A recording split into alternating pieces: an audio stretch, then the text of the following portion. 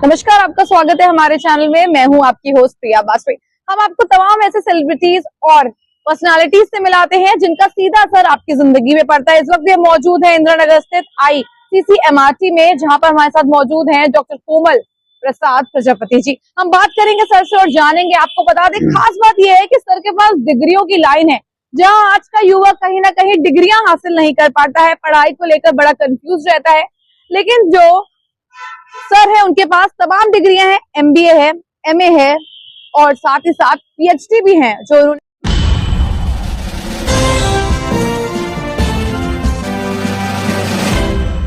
Sir, सबसे पहले आपका बहुत बहुत स्वागत है हमारे चैनल में। सर, आप एसोसिएट प्रोफेसर हैं यहाँ पर, तो ये जर्नी आपकी कहाँ से शुरू हुई? क्योंकि आपने MPhil किया है, MBA किया है, MA किया है, तो इतनी सारी डिग्रीज के बाद, सम अप करने के बाद एजुकेशन में आप आए हैं। कभी खुद नहीं सोचा कि खुद कुछ बिजनेस के तौर पे स्टार्ट करूं, या हमेशा से सोचा था कि एजुकेशन पे ही आना है? आपकी फैमिली लाइफ के बारे में बात करें तो सर, आप कहाँ से बिलोंग करते हैं, वो जिंदगी कैसी रही, कहाँ तक आप यहाँ तक पहुंचे? नमस्कार मैडम, बहुत बहुत धन्यवाद आपका और मुझे अवसर देने का। बेसिकली मैं अविभाजित गोरखपुर जिले से हूँ। फरिंदा तहसील है मेरा गांव, मंझरिया भगरी बाजार है। मैं उस गांव का ऑलमोस्ट कहा जा सकता है कि मेरे परिवार में मेरे बड़े पिताजी पहले ग्रेजुएट रहे होंगे और मैं सेकंड ग्रेजुएट रहा। एक तरह से थोड़ा सा बैकवर्ड एरिया रहा उस समय में। अब विभाजन के बाद हम लोग महाराजगंज जिले में आ गए। पढ़ाई लिखाई प्राइमरी स्कूल में ही हुई है। उसके बाद गांव के ही माइनॉरिटी स्कूल में 8th स्टैंडर्ड पढ़ा। उसके बाद गांव से 10 किलोमीटर दूरी पे मैंने हाई स्कूल किया।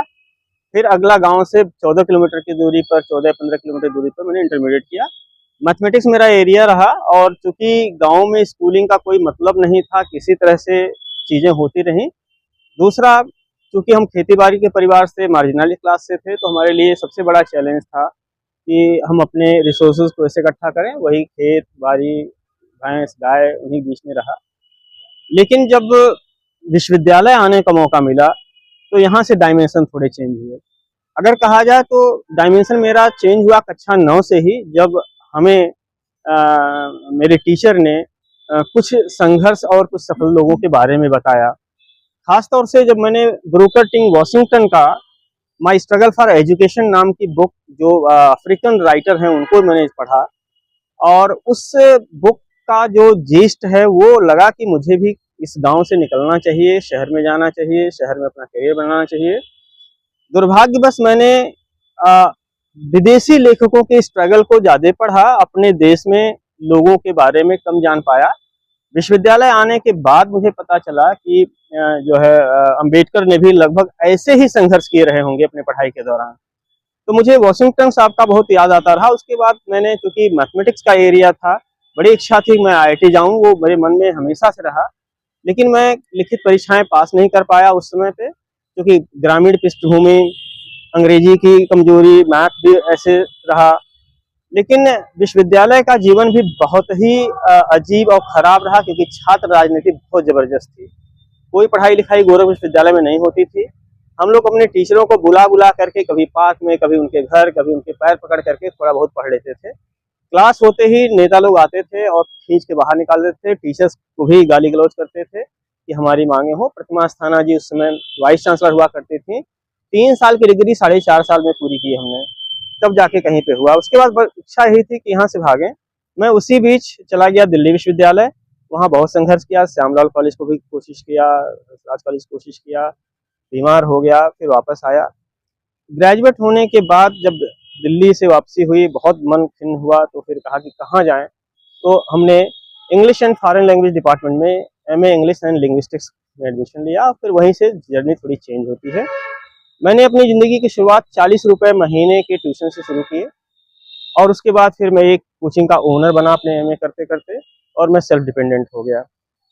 अब चूंकि कोई डायमेंशन दिख नहीं रहा था, किसी ने सिविल सर्विस को भी नहीं बताया था, दिमाग बहुत था, कोई गाइड करने वाला नहीं था। अंततः एक रिटायर्ड प्रिंसिपल मिले, उन्होंने कहा कि तुम तो इतना अच्छा बोलते हो, इतना अच्छा तुम्हें मैथमेटिक्स है, इतनी अच्छी इंग्लिश है, तुम क्यों नहीं MBA वगैरह कर लेते हो, क्या कर रहे हो? हमने कहा मैं तैयारी कर रहा हूँ नौकरियों की, ग्रुप C की, खासतौर से रेलवे, बैंकिंग और दूसरे स्टेट गवर्नमेंट के। उन्होंने कहा नहीं, तुम्हारा लाइन हो सकता है दूसरा हो।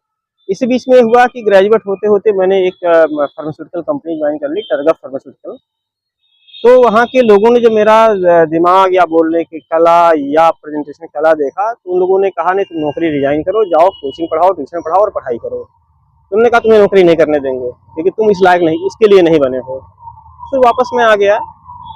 एमए करने के बाद 3 साल मेरा लंबा गैप रहा, क्योंकि मैंने 5 इंटरव्यू दिए और कहीं भी चयन नहीं हुआ।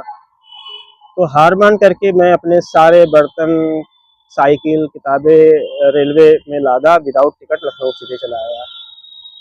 इस विश्वविद्यालय में चूँकि टेस्ट पहले दे चुका था और बड़ी मुश्किल से मुझे यूपीएम कैट के जरिए एमबीए में एडमिशन यहाँ मिला। यहाँ पर विश्वविद्यालय परिसर में जो डिपार्टमेंट ऑफ बिजनेस एडमिनिस्ट्रेशन और इंस्टीट्यूट ऑफ मैनेजमेंट साइंसेज है, वहाँ के 2-3 प्रोफेसरों की नज़र पड़ी मेरे ऊपर। उन लोगों ने मेरी मदद की। यहाँ तक कि मैं एक अपने खास गुरु का नाम लेना चाहूँगा, प्रोफेसर AK सेन गुप्ता। उन्होंने मेरी 1 साल की फ़ीस अपने जेब से दी। बोले कि तुम पढ़ो, तुम्हारी फ़ीस मैं भरूँगा। तो मैंने कहा कि सर अगर मुझे नौकरी नहीं मिली तो? कहे नहीं तुम करोगे कुछ न कुछ। तो मैंने कहा नहीं मैं तो आपको पैसे वापस करूँगा। बोले नहीं, जब तुम्हारे पास होगा तब ले आना, अभी नहीं, तुम पढ़ो खाली। मैंने वहाँ पढ़ाई करने के बाद चूँकि इस विश्वविद्यालय में, लखनऊ विश्वविद्यालय, मैंने फ्रेंच भी सीख लिया, इंग्लिश हमारी बहुत अच्छी थी, मैथमेटिकल कंसेप्ट ठीक-ठाक थे। और मेरे जो और भी टीचर रहे जैसे संजय रस्तोगी साहब आजकल जो IIFT में डीन हैं, और भी जो कुछ ऐसे टीचर थे, रवि बैनर्जी साहब, ये लोग किसी और विश्वविद्यालयों में हैं, they were very good that time. तो उनका एक छाप रहा। और लगे हाथ एक और मुझे टीचर मिले, डॉक्टर MS गोयल। उन्होंने कहा कि तुम MBA मार्केटिंग में कर रहे हो, आने वाले साल में फाइनेंशियल मैनेजमेंट की ज़्यादा इम्पॉर्टेंट होगी, तो एक बार फिर से MBA कर लो। तो मैंने उनके साथ दोबारा MBA फाइनेंस कर लिया, फॉरेन लैंग्वेज कर लिया।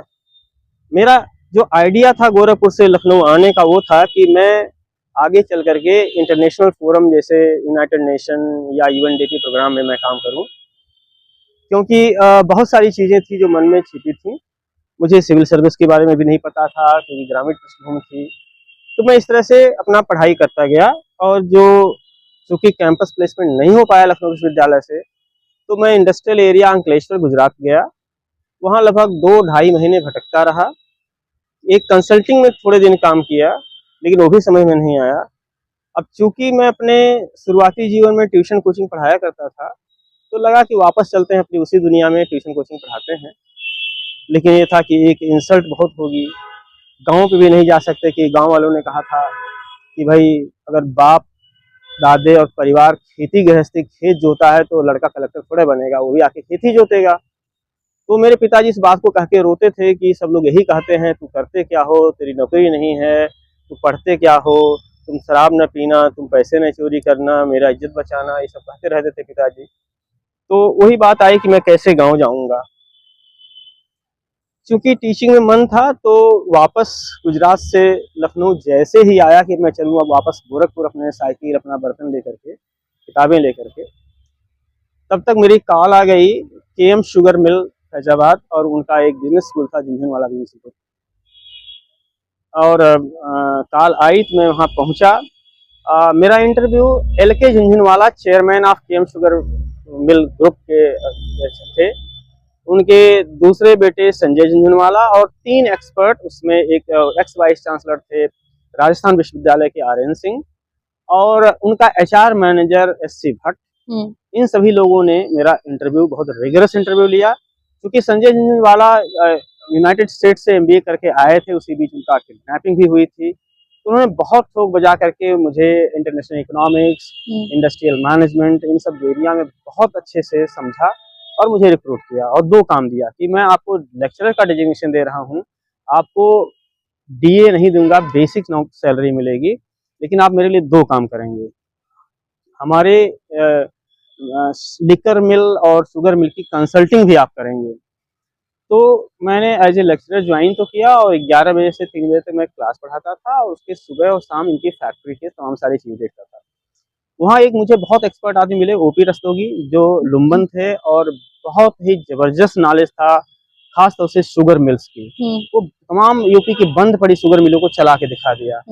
उनके जरिए मैडम सरावगी से भी मेरा मुलाकात हुआ, जो बलरामपुर शुगर मिल की सीईओ हैं, जो तमाम 10 शुगर मिल बंद थे, वो IIM अहमदाबाद की ग्रेजुएट हैं, MBA हैं, उन्हें पूरी शुगर मिल चला दी। तो मेरा एक एक्सपर्टाइज हो गया, मैं मिलों को कैसे चला सकता हूँ। मतलब आपका था कि आपने पढ़ाई, एजुकेशन तो बहुत, तालीम बहुत अच्छी ली, लेकिन साथ साथ you opted, you get so many. हाँ, कि मतलब कैसे एक्चुअली मतलब इम्प्लीमेंटेशन कैसे, जो थियरी हम पढ़ रहे हैं। You got a very good people in your life, हाँ, ऑलवेज सपोर्टेड यू। लेटर शुरुआत में मेरा कोई मेंटर, कोई गुरु, गोरखपुर विश्वविद्यालय में किसी टीचर को अपना गुरु बना ही नहीं पाया, न कोई मेंटर मिला मुझे। कुछ मेंटर मिले लखनऊ में, कुछ दिल्ली में, और लास्टली बॉम्बे में। सर, जब आपकी लाइफ में ये सब चीजें हो रही होंगी, लोग कहते हैं कि मेल्स की साइकोलॉजी पर फर्क नहीं पड़ता, पर आप जब मुझे बता रहे तो यू वर वेरी सेडिमेंटल, आप बहुत भावुक थे, वो जिंदगी का फेस आप देखते हैं, और आज जब जहाँ पर आप हैं वो चीजों को सर कैसे आज भी मेंटेन करके रखा, क्योंकि आप जिस ओहदे पर हैं, you deal with many of the IAS, PCS and many of the students, but still you have that corner in your heart that I went through from back to up. So what was that? It was a very long journey, very long struggle.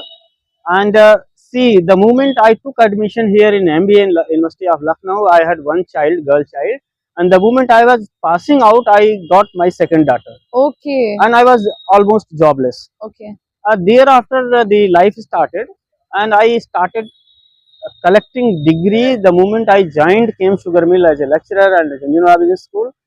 The same time I did as a working professional MA in economics with the first division, and thereafter इन सब करते करते फिर दी कमला Nehru group, उसमें जो KNIT थी, तो उनके humanities का कोई प्रोफेसर नहीं था, और उनके यहाँ ये डिपार्टमेंट खाली जा रहा था, तो वहाँ के डायरेक्टर, वहाँ के ह्यूमैनिटी के HOD लाल उदय खान पांडे, इसके अलावा वहाँ के केमिस्ट्री के, अप्लाइड साइंस के छोटे लाल यादव, इन सब लोग मिले, और SD शर्मा जी मिले। इन लोगों ने कहा कि रामकुमार जी, यू कम टू KNIT और हम आप लोगों को कोई व्यवस्था करेंगे, आप दोनों जगह पढ़ाओ।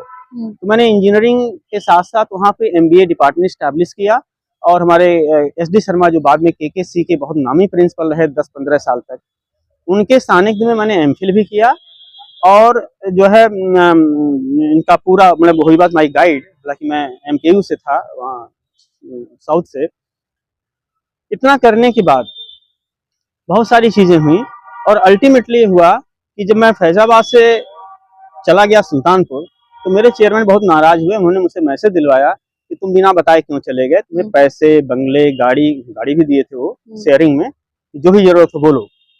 तो कहा कि नहीं, चूंकि मैं इसमें भावावेश में आया कि वहाँ मुझे सरकारी फ्लैट मिल गया, भले ही टेम्परेरी नौकरी थी और बहुत सारी चीजें। तो मेरे आने के बाद शुगर मिल में नया प्लांट एथेनॉल लगना था, और शुगर मिल की स्थिति और कॉलेज की स्थिति बहुत बिगड़ गई।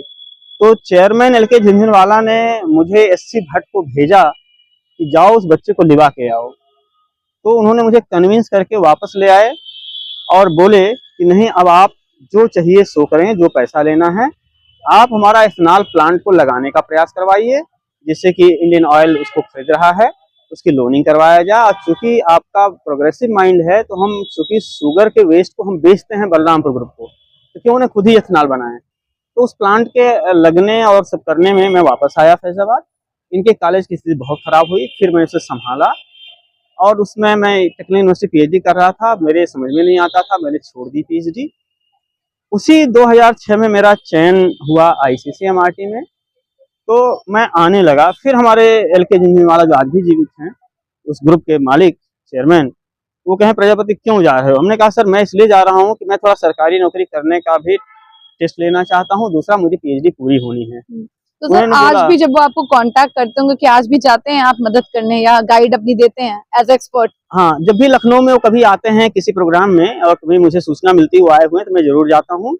क्योंकि उन्होंने कहा था कि बेटा तुम जा तो रहे हो, मेरा बात नहीं मान रहे हो, मेरा पैसे भी नहीं ले रहे हो, मेरे घर भी नहीं ले रहे हो, लेकिन तेरे जिंदगी में कभी कोई मोड़ आए तो झुनझुनवाला जी को एक बार याद करना, हम तुम्हारे लिए खड़े रहेंगे, ऐसा उन्होंने कहा। सर, लाइफ का जो ये फेज होता है, जो आपने पूरा बताया कि आपकी एक बेटी हुई थी जब आप MBA कर थे, दूसरी हो गई थी, दूसरी बेटी हो गई, सर फैमिली किस तरीके से सपोर्ट करती है? मैं पेरेंट्स की बात नहीं कर रही हूँ, I am not talking about the parents, I am talking about your better half, क्योंकि वाइफ की सबसे ज्यादा उस वक्त जरूरत होती है, क्योंकि अगर जिस भी फेज में एक पुरुष है तो उसको उसकी बेटर हाफ ही संभाल सकती है। आप पेरेंट्स को कितना बताएंगे, जो आपकी वाइफ है उन्होंने आपको सर कैसे संभाला? खास बात यह है कि मैंने लगभग 5 या 6 मास्टर्स डिग्री मेरे पास है, पीएचडी है देश के प्रतिष्ठित संस्थानों से, लेकिन यू विल सरप्राइज कि माय वाइफ इज इलिटरेट, वो पढ़ी लिखी नहीं है।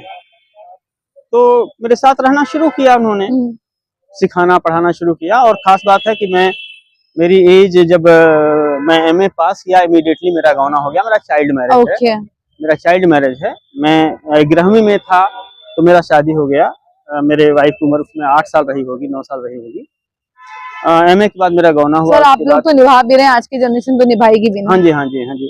तो इन सब के बाद जब इतनी सारी चीज़ें हुई तो अल्टीमेटली मैंने टेक्निकल यूनिवर्सिटी से पीएचडी ड्रॉप किया और मैंने IIM Lucknow, IIT Roorkee, IIT Delhi try किया, वहाँ हमें रिजेक्शन मिले। लास्ट में मैंने नीटी और आईआईटी बॉम्बे को अप्रोच किया, वहाँ के सारे फॉर्मेलिटी पूरी की और अंत में मुझे नीटी ने इंडक्ट किया। सर आज लाइफ कैसी है आपकी? आज लाइफ बहुत अच्छी है, क्योंकि सफलता मुझे सारी मिलती गई। कभी कभी होता है कि मुझे सारी चीज़ें लेट मिली, लेकिन मेरे टीचर्स, मेरे शुभचिंतक यही कहते हैं, मेरे मेंटर लोग यही कहते हैं कि रामकमल जी, इसके लिए कोई पछताना नहीं, आपको सब कुछ मिला, आप प्रतिष्ठित पद पे हैं, आपको पूरा ब्यूरोक्रेसी जान रही है। और मैं उत्तर प्रदेश के चीफ सेक्रेटरी साहब का एडवाइजर भी रहा, राजेंद्र तिवारी साहब का 4 साल तक। इसके अलावा जो भी गवर्नमेंट की तरफ से कंसल्टिंग काम आता है उसको भी, पॉलिसी मेकिंग, सारा कुछ हम देखते ही रहे हैं। साथ ही साथ स्टेट पब्लिक सर्विस कमीशन के ऑफिसर्स को पढ़ाते हैं, स्टाफ सिलेक्शन कमीशन को पढ़ाते हैं, इंडियन रेवेन्यू सर्विसेज को भी पढ़ा देते हैं। तो जो भी हमको मौका मिला। सर इतना कुछ होने के बाद जिंदगी में कोई मलाल है आज भी? नहीं, कोई मलाल नहीं, इसलिए कि मेरे अपने टारगेट पूरे हो गए, मेरी सफलता हो गई। क्योंकि मैं चाहता था कि जो मैं न कर पाऊँ मेरे बच्चे कर दें। तो मेरी बड़ी बेटी इसी 2023 में आईएएस की परीक्षा में वह लिखित में पूरे देश में 3रा स्थान लाई। महिलाओं में ओवरऑल पूरे इंडिया में 4था स्थान है। और इंटरव्यू भी थोड़ा सा उसका स्कोर कम होने से ऑल इंडिया उसकी 10वीं रैंक है। कहाँ पोस्टेड है वो? इस समय वो लबासना में है, अपना फाउंडेशन पूरा कर चुकी हैं 3 महीने का। अगला और छोटी बेटी सर?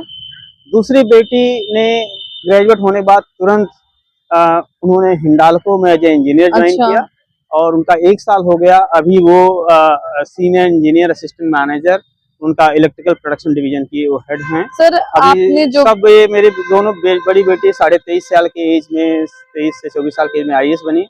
दूसरी बेटी 21.5 साल पे तुरंत नौकरी करी और वो भी तैयारी शुरू कर ली है। लेकिन वो चूंकि ब्यूरोक्रेसी में नहीं जाना चाहते, इसलिए वो आरबीआई, नाबार्ड इस सब की तैयारी करी है। और कॉर्पोरेट। सर आपको लगता है कि डेस्टिनी ने आपकी किस्मत ने बहुत ज्यादा इंपॉर्टेंट रोल प्ले किया है?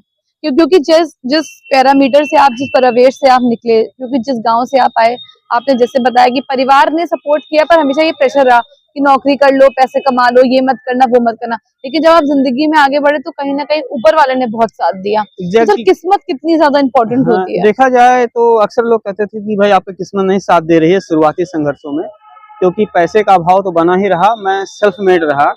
मैं यूँ कहिए कि 12वीं बाद से कभी पिताजी से कोई खास डिमांड नहीं की। जो कपड़ा मिल गया, जो फीस मिल गई, मैं स्वयं ही अपना उपार्जन कर लेता था। मैं बहुत अच्छा मैथमेटिक्स और इंग्लिश पढ़ाया करता था, जैसे बताया तो मुझे उतने पैसे दाहिने बाएं से मिल जाते थे।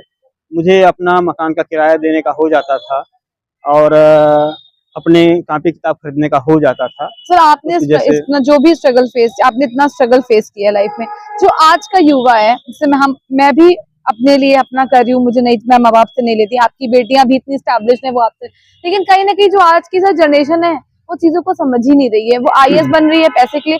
कहीं आपको सर कभी ये लगता है कि जिनके पास पैसे या भाव की कमी होती है जिंदगी में, वही कुछ करना चाहते हैं, और जो ऑलरेडी स्टैब्लिश होते हैं, जिनके पेरेंट्स, वो उनके बच्चे अक्सर नहीं करते हैं। ये एकदम सच्चाई है, क्योंकि उनकी आइडियोलॉजी बिल्कुल बदल जाती है, क्योंकि सब कुछ उनको मिल जाता है।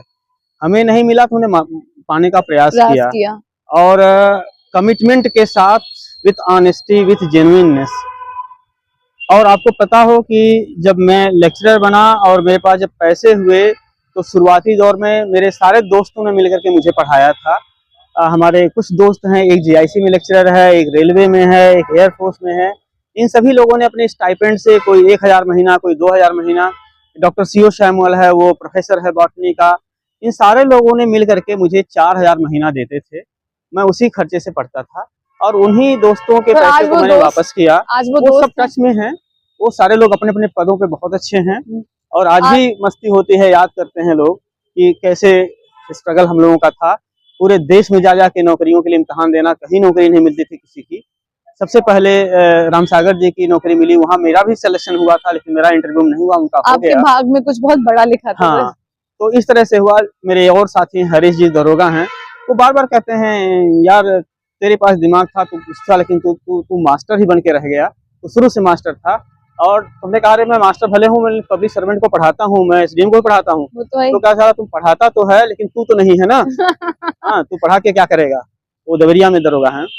तो ये सब चीजें लगती रहीं और आज भी मेरे पीएचडी के बैचमेट कहते हैं कि रामकुमार तेरे में जरूर कहीं कहीं कोई कमी है कि तू आईएएम से पीएचडी करके एक छोटे संस्थान में क्यों पढ़ाता है। नहीं, आपके अंदर कमी नहीं है, ऊपर वाले ने आपको दूसरे को बनाने के लिए भेजा है, तो इस चीज में हमेशा रहिए। आपके अंदर कोई कमी नहीं है, ऊपर वाले ने भेजा है कि आप दूसरों को गाइड करें। मैडम उसका एक बहुत अच्छा फायदा हुआ कि मुझे आईएम शिलांग के लिए मौका मिला। वहाँ के डायरेक्टर ने मुझे कहा कि आप आईएम शिलांग आ जाओ, 2 साल टेम्परेरी रहेगी, मैं यहाँ रेगुलर नौकरी में था, और फिर यहीं हो जाना, हम रेगुलर कर देंगे। मतलब डायरेक्टर ने कहा, क्योंकि उसी समय हमारे राष्ट्रपति पूर्व राष्ट्रपति एपीजे अब्दुल कलाम साहब की वहाँ डेथ हुई। वो मेरे गुरु हैं जो वहाँ पे अमिताभ शाह साहब, अमिताभ डे, प्रोफेसर अमिताभ डे जो आईएम शिलांग के डायरेक्टर रहे 5 साल तक, he was my dean earlier.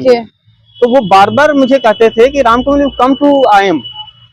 तो मैं कहा था why did you never opted for तो फिर मैंने उनसे चोरी करके मैंने अपने 2 और डीन से इस बात को रखा प्रपोजल कि मैं आईएम शिलांग जाऊं कि न जाऊं। तो लोगों ने मेरे मेरे उत्सुकता बाद मेरी सारी हिस्ट्री पढ़ी समझी। उसके बाद मेरे एक उस वक्त जो डीन रिसर्च कंसल्टेंसी थे प्रोफेसर श्रीवास्तव, जो आईआईटी मुंबई के ही पढ़े हुए हैं और आईएम में ही डीन हैं, वो बहुत सीनियर प्रोफेसर हैं।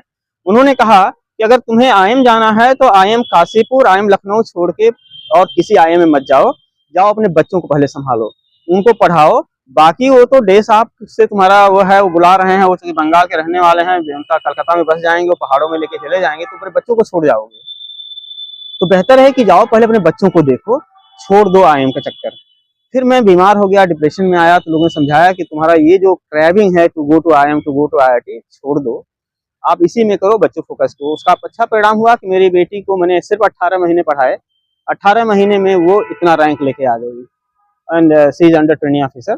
तो मुझे अब कोई ऐसी चीज नहीं लगती है। और आगे जो है हमारा प्रोफेसर से भी ड्यू था, अभी नहीं ज्वाइन कर पाया, वो भी ज्वाइन कर लूंगा आज नहीं कल तो चीजें लाइन पे आ गई। अब कुल मिलाकर के घर माता पिता को ख्याल करना है, दोनों बूढ़े हैं, दोनों गांव पे रहते हैं, अकेले बनाते खाते हैं, आगे पीछे कोई नहीं है। तो मैं अब थोड़ा सा घर आना जाना, घर तो सर आपकी फैमिली यहीं एस्टैब्लिश है लखनऊ में? हाँ, सर आपकी वाइफ मतलब नाम कैसे देखती हैं आपको कि उनके हस्बैंड इतनी आपने जितना भी स्ट्रगल एक्चुअली उनको समझ में नहीं आता हो क्या रहा है, वो तो हमको अभी भी राजगीर समझती है, दुकानदार समझती है। उन्हें ये नहीं पता होता कि पढ़ाई अच्छा, बेटियों के बारे में उनके जब उन्हें पता चला उनकी बेटी आई, तो ये जिद कर रही थी कि 10वीं पास की शादी करो जल्दी से, 12वीं पास करिए, ये गड़बड़ हो जाएगी, यहाँ शहर बहुत खराब है, जल्दी करो जल्दी करो।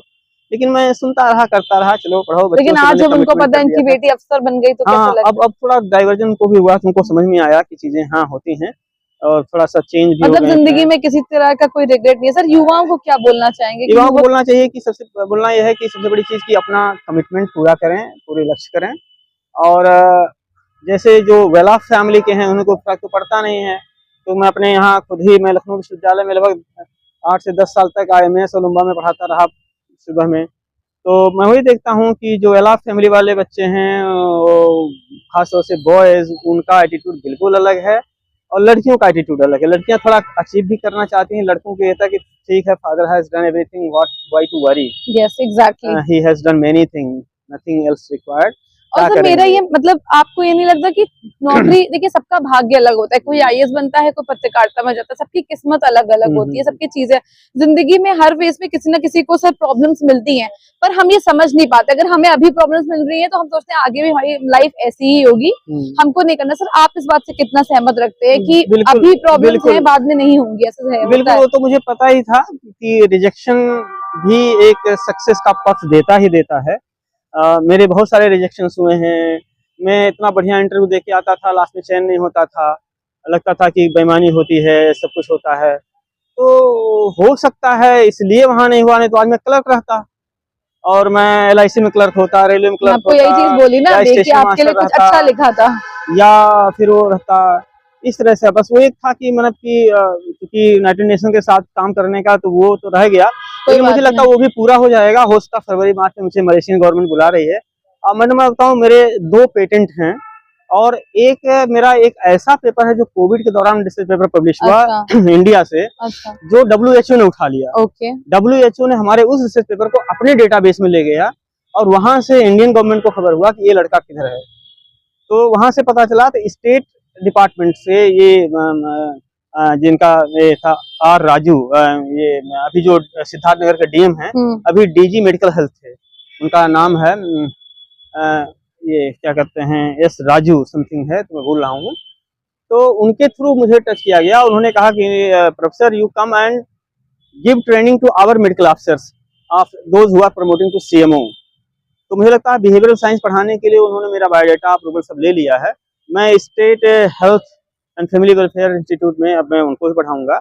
और अभी मैं हाईएस्ट में IRS को पढ़ाया, कस्टम एक्साइज को पढ़ाया, असिस्टेंट कमिश्नर असिस्टेंट रजिस्ट्रार को पढ़ाया, और बाकी एडिशनल रजिस्ट्रार। तो क्या देखा इन सबके माइंडसेट में आपने? इन सबके माइंडसेट में हमने ये देखा कि ये लोग सिर्फ नौकरी करने आ सोसाइटी रहे के हैं? नहीं, सोसाइटी के प्रति they are very low sensitive. Okay.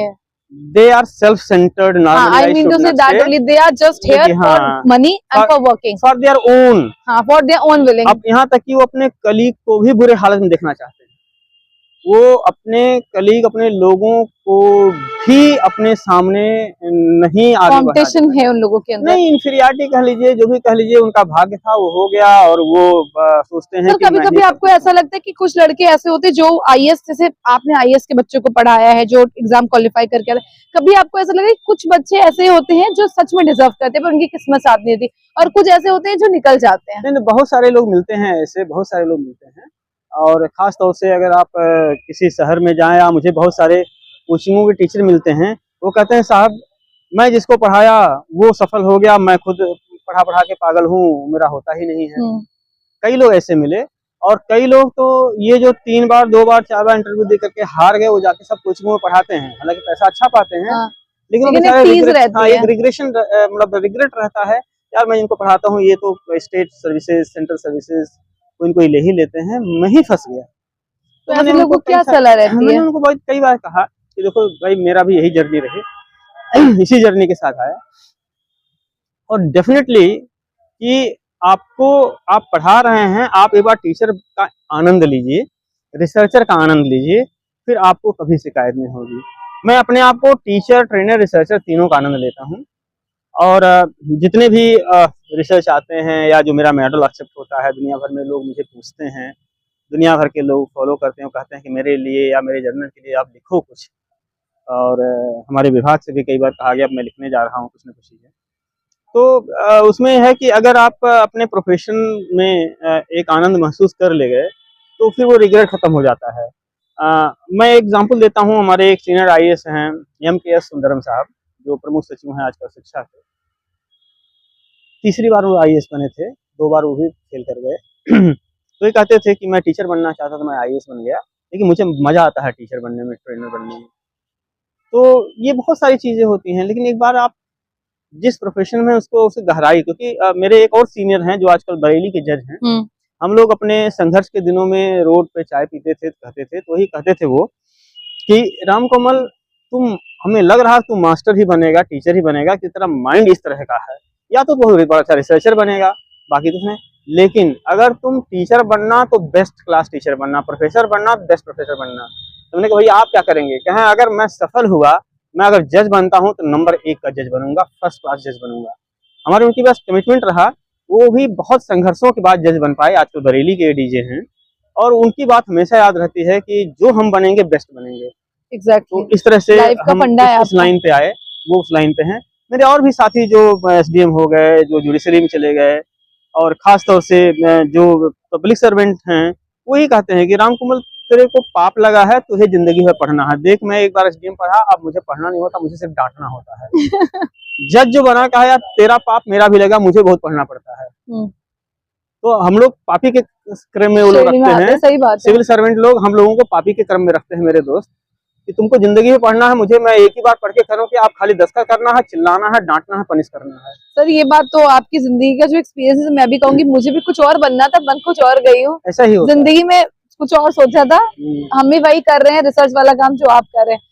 रास्ते बहुत अलग है, लेकिन हाँ ऊपर वाले ने मंजिल कुछ अच्छी ही सोची होगी।